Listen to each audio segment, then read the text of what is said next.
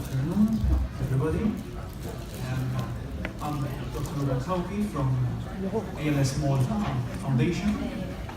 First and foremost, I wish to thank the organizers for this wonderful meeting in this great city.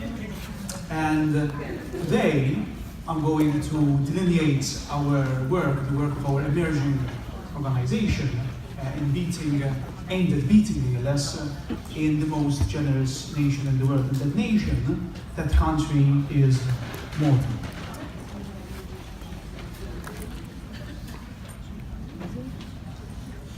For those that don't know where Malta is, I can tell you that Malta is a European island state in the center or middle of the Mediterranean Sea. It's actually one of the most tiny countries in the world, therefore you may have not heard about it. It's actually an archipelago composed of 7 tiny islands, only 2 being inhabited, and those are Malta and the small sister island of Gozo. Collectively, Malta totals a landmass of 316 square kilometers, which means that it can fit within the United States more than 30,000 times. And that's an astonishing number.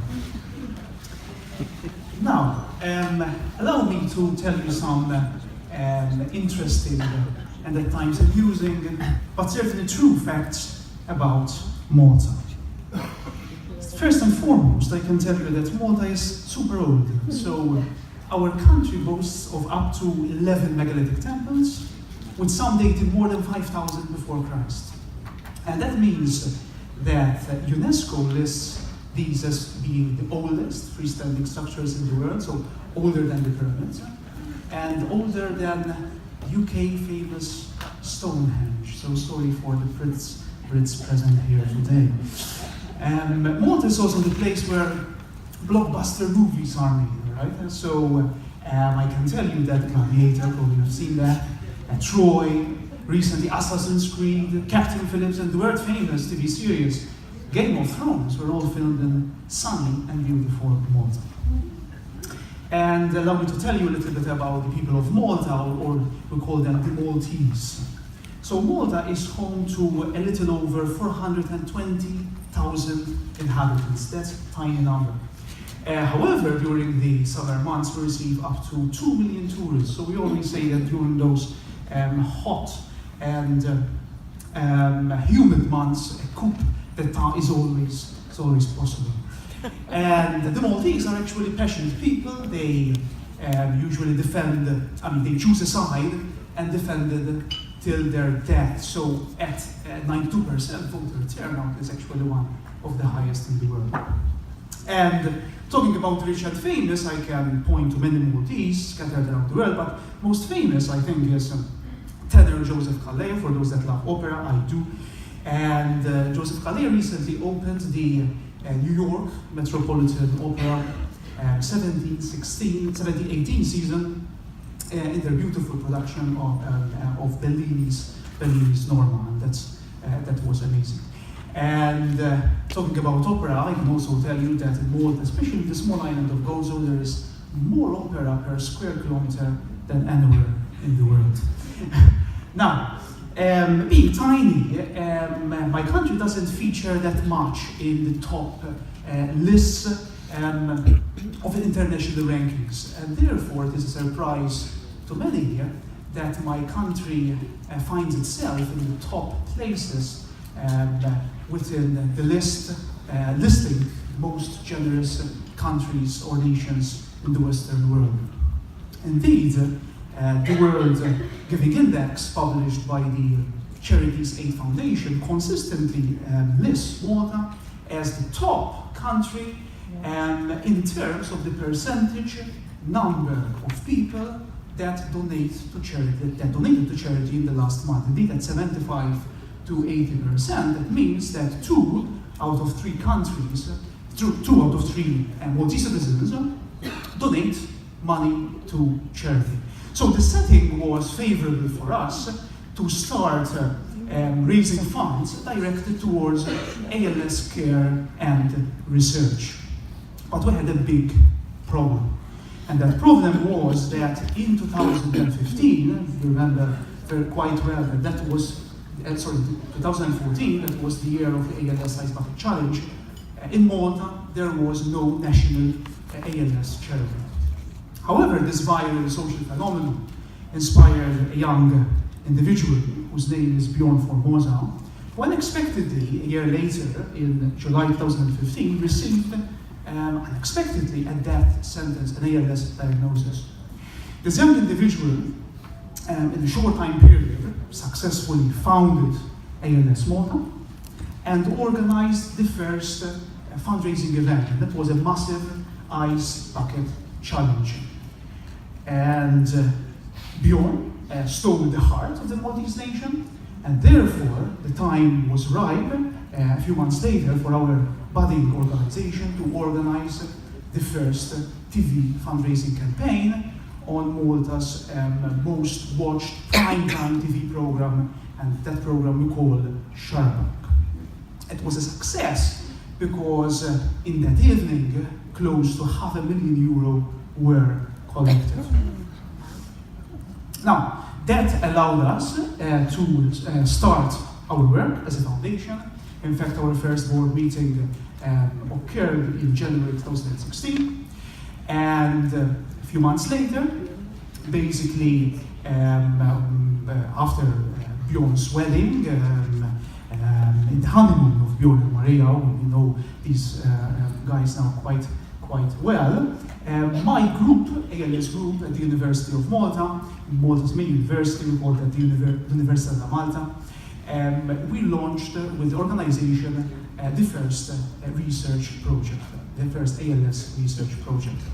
And this year, we organized again another highly successful TV fundraising campaign. We succeeded in one evening to raise €1 million, and that went into the setting up of Malta's first residential home for ALS patients, and that home now has the name of Dar Bjorn, which translated in English means Bjorn's home. Now, the aim of our organization is to beat ALS. So how are we doing it from a research point of view? First thing that we did was for the foundation to fund the creation and maintenance of an ALS MND biobank, a unique ALS MND biobank. We are making use of this biobank to screen the DNA or the genome of our ALS patients, and that is allowing us to find those faults, those variants in the DNA that increase the risk of ALS or that cause ALS. We think that by finding those genes, disease-causing genes, genes that modify the course of the disease, genes that increase the risk of ALS, we think that finding those will allow us to target those genes by precision medicine initiatives, and in doing so, we can develop a therapy tailored, targeted for our Maltese ALS population. So, how did we create the biobank? So we targeted patients registered with the organization, with our organization. We went mostly to their homes. We collected a blood sample and detailed clinical information subject to consent. Then went to the lab, we extracted the DNA, and we did sequencing. We read the complete DNA, the whole genome sequencing. And in our precious biobank, we have a few patients, just 14, but we think that this is the tip of the iceberg because we're constantly finding more patients. Most of them are male, and the majority of the patients are more than 15 years old. And we have a few familial ALS cases.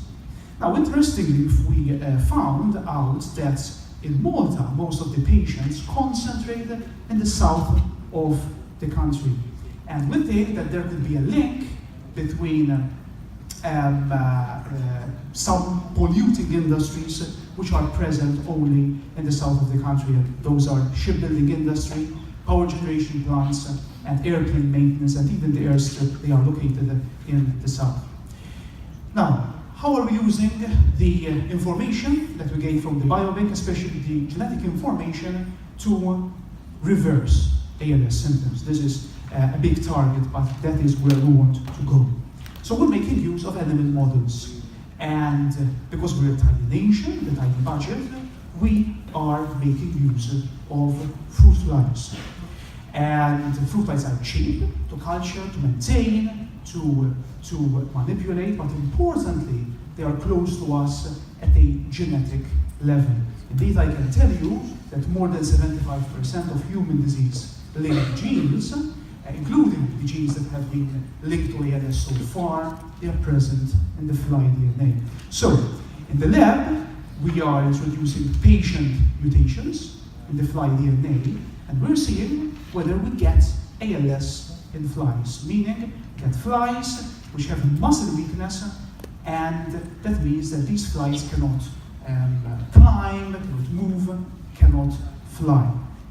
Importantly, we're making use of these ALS animal models to screen for drugs that improve the ALS symptoms, to screen for genes that modify the course of the disease, and to do gene repair.